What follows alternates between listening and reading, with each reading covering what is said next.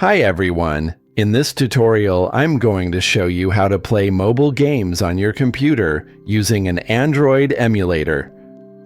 First, open your browser and search for BlueStacks download.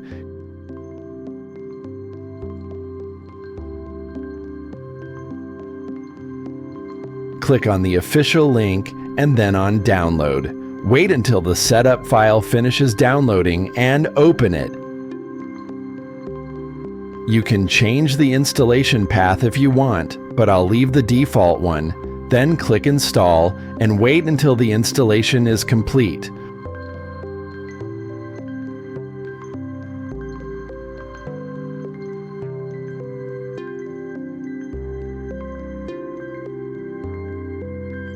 Once BlueStacks is installed, you can start playing your favorite Android games, and here's a bonus tip.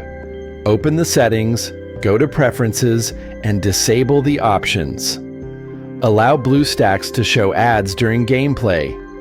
Show featured banner on Start, and open BlueStacks Store on Start. Then click Save Changes. Next, go to the Performance section. Enable high frame rate and set it to 240. Click Save Changes and restart the app, and that's it.